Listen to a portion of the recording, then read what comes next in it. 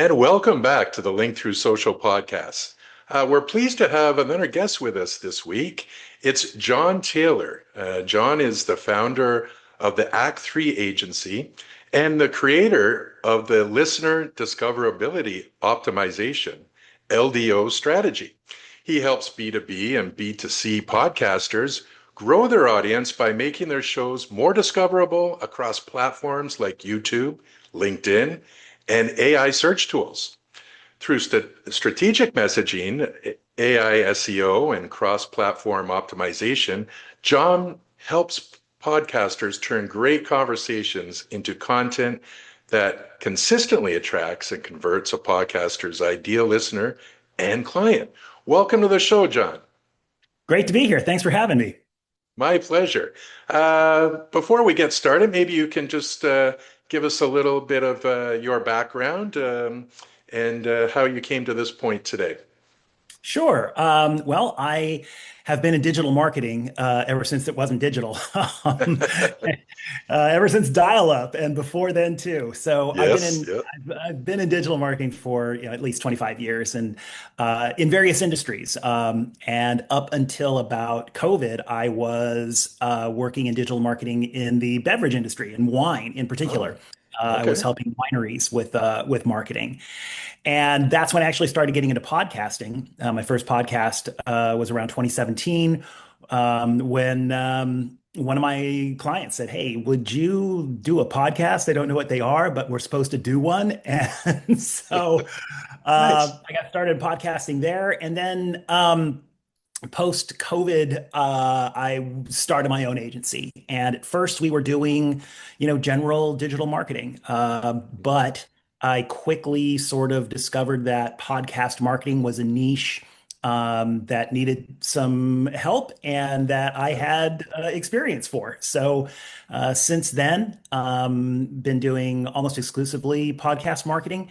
And over the last, 18 months, 2 years, especially working in that intersection of AI and podcast Yes, marketing. Yeah. yes. Well, yeah, it's funny you should say that at the end there.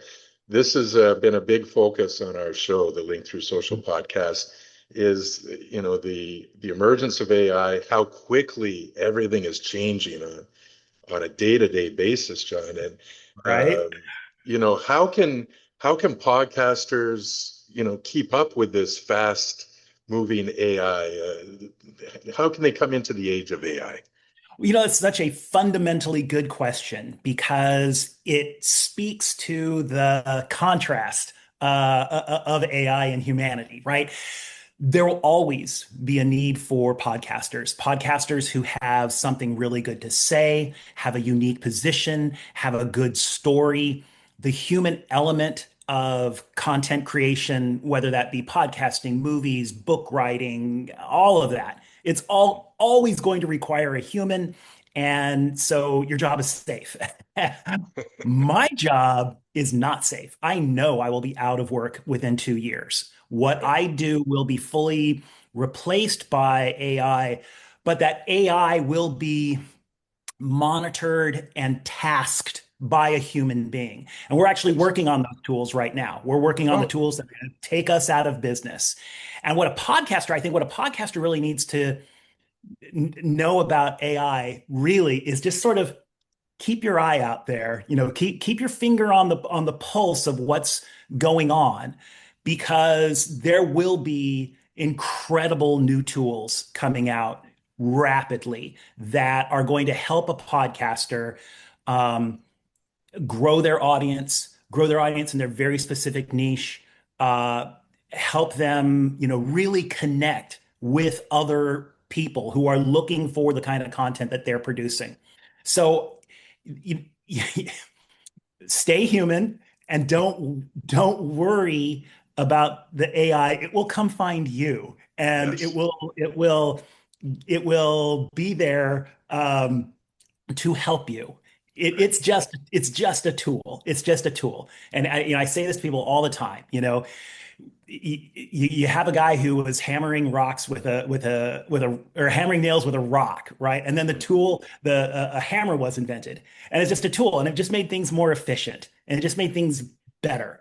And so the hammer will come to you, and you'll learn how to use it. It'll be super easy, and you'll be fine.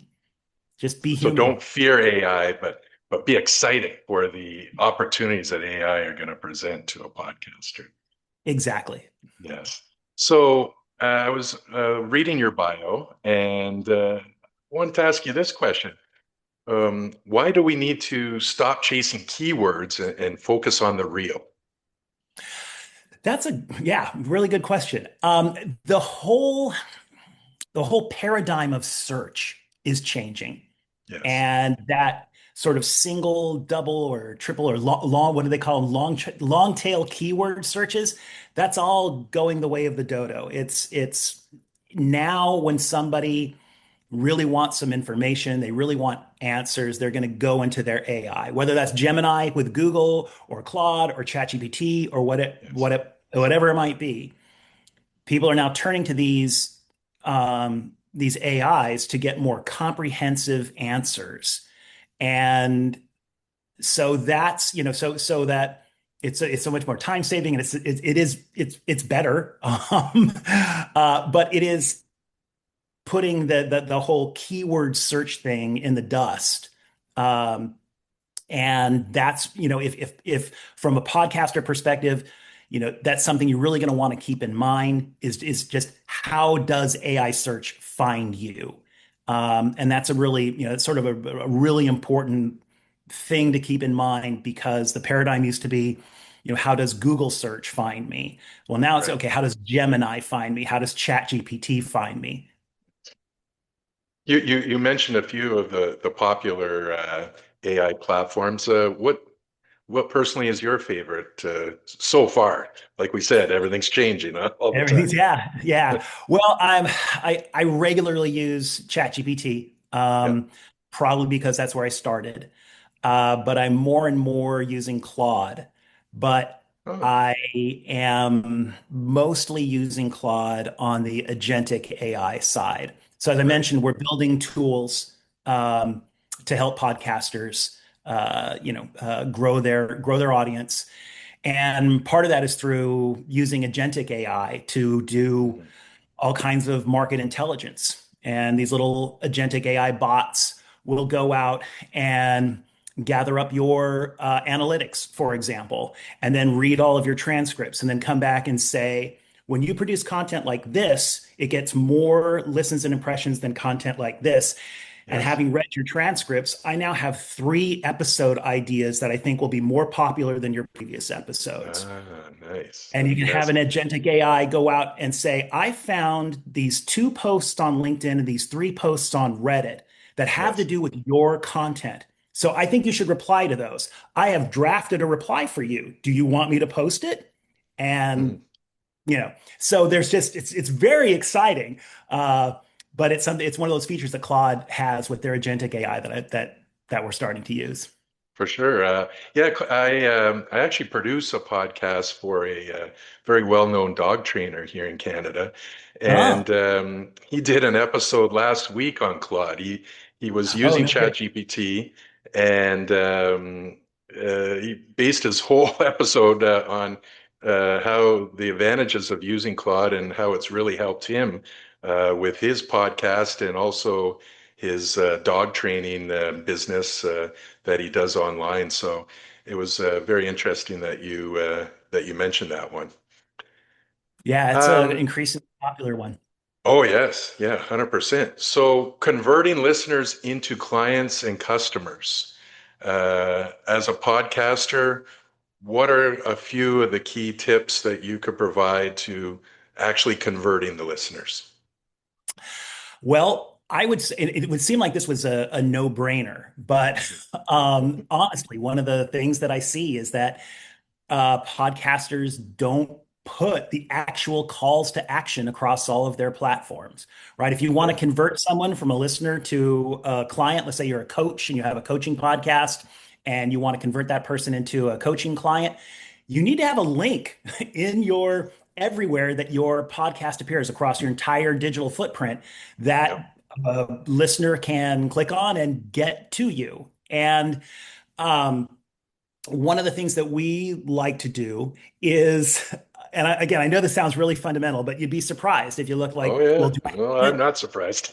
Yeah. Do I have it in my YouTube channel description? Do I have it in my YouTube video description? Do I have Yes. it in my, everywhere that you've got your footprint? And one of the things that we like to do is make those links trackable links. Hmm. So you use a service like Bitly, bit.ly, Yes. create your conversion link, and you have one for your podcast platform and one for your YouTube platform and one for your LinkedIn. And if you want to get Right. really granular, do one for every playlist you have, a different one for every playlist you have on YouTube. Yes. And then not only can you then see what platforms are converting better than others, but down to what content is converting better than others. So that's a really smart way of using the data to really find out what's converting or not. But Right. generally speaking, overall, what you really want to do is make sure that you're just optimized across all those platforms. So, like we talked about at the intro, if you're on, you've got your podcast directory, your YouTube channel, you're using LinkedIn because you're a coach, and you're doing, say, TikTok, as your Sure. primary social channel. Um, you just want to make sure that you have message consistency across all of those platforms, and that you're treating each one of those platforms algorithm the way it needs to be treated. Right. YouTube, another example, the same example. YouTube's a search engine. It's Hmm. the number two search engine owned by the number one search engine. Yeah. The way that you do your copy, your mark, your descriptions, your everything like that, the way you do that has to be made for a search engine. It has to have more why do I and how can I statements within the copy. You need to treat it the way that algorithm wants to be treated in order to surface you more. So those are some tips that uh, people can use to really help. That's wonderful, John. So your website is podcastmarketing.site, S-I-T-E. And if our listeners and viewers go on that site, what are they going to find? And um, is there an easy way to inquire about your services and such? Absolutely. So if you go on that site, you're going to find a variety of different services that we provide, but not all the services that we provide, but you will find a bunch of them. And again, they all have to do with podcast marketing, with Yes. listener growth, with conversion growth. So yes, podcastmarketing.site is a great place to go. If you reach out to me, if you just drop me an email, John at act3agency.com, ACT, the number three, agency.com, drop me an email and I will do a 20-minute in-depth video analysis of your podcast ecosystem and tell you Wonderful. what you can do to optimize it better and where it's lacking and where you're doing well and what to do from there. So yeah, drop me an Perfect. email. Be happy to send you that for free. That's wonderful, John. Well, I appreciate you having you on the podcast today. So once again, it's John Taylor and it's podcastmarketing.site. And the name of his agency is the Act 3, the number 3 agency. And we really appreciate it. You have a wonderful day. And the Link Through Social podcast will be back right after this. Tired of stressing over what to post on social media? Meet Smart Post App, your all in one solution to create, schedule, and grow your content effortlessly. In just a few taps, you can generate engaging posts, stay consistent, and keep your audience coming back for more. No more guessing, no more burnout, just smarter content, faster. Whether you're a business owner, creator, or an entrepreneur, Smart Post helps you show up like a pro. Start posting smarter today at smartpostapp.com. Smart Post App, because your content should work for you.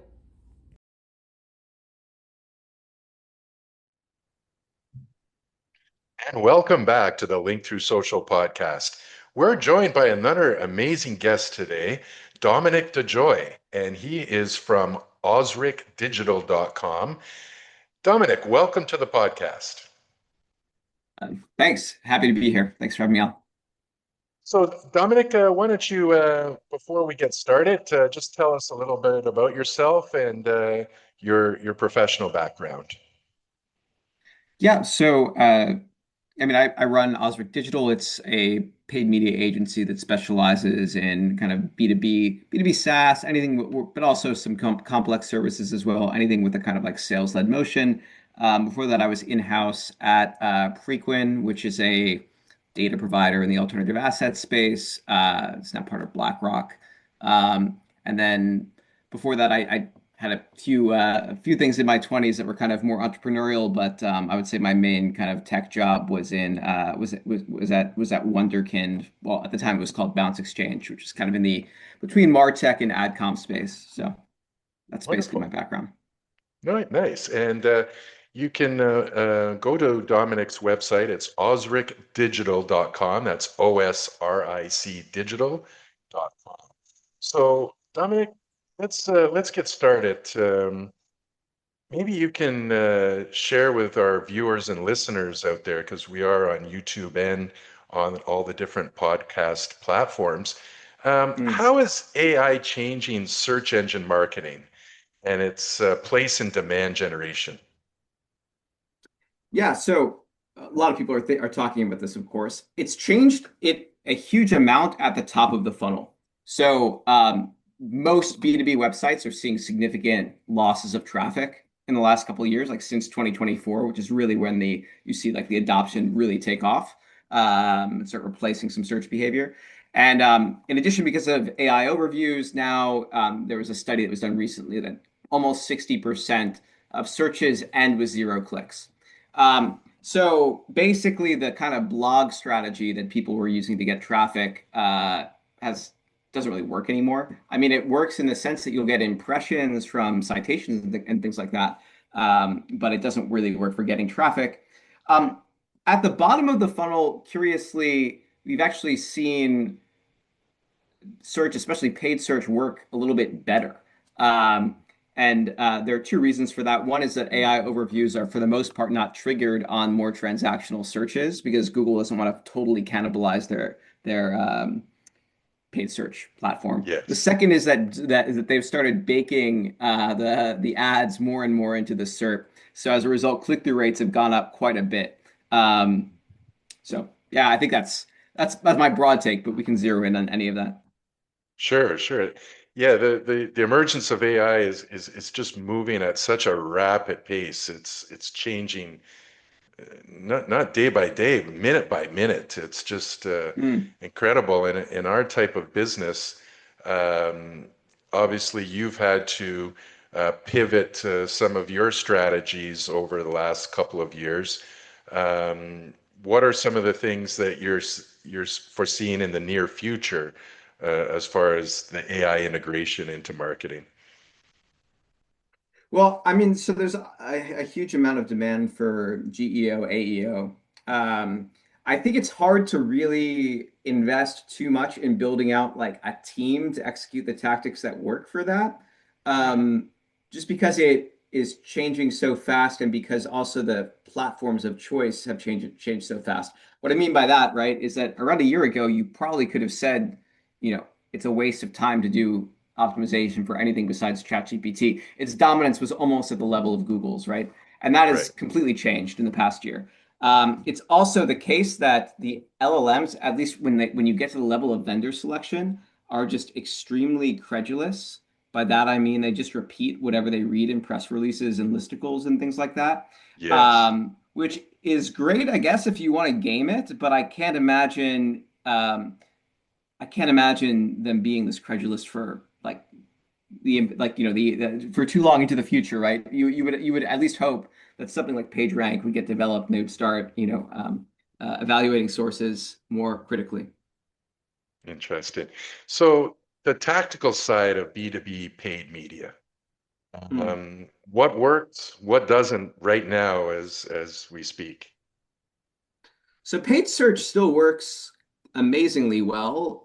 If you, I mean, in some markets, maybe you don't have enough search volume or it's overfunded, but for the most part, it works amazingly well, provided that um, provided that you target the right keywords and you don't give Google a lot of leash to kind of get creative, basically. Yes. At least when you're initially setting up the account in the first 3 to 6 months. So you need like you still need to do basically exact match if you there's not enough volume for exact phrase, lots of negative keywords, basically manual bidding.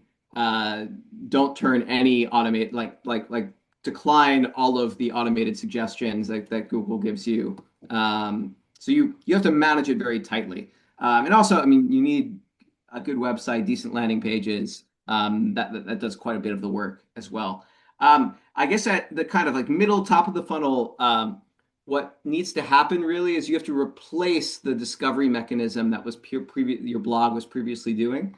Hmm. So LinkedIn is a big part of that in B2B. The problem with LinkedIn is that, organic reach can be, I mean, on the company page, it's impossible to get any organic reach anymore. And to get organic reach, since they changed the algorithm as an individual is increasingly challenging. I mean, you need a strategy to start having LinkedIn actually kind of give you reach over time.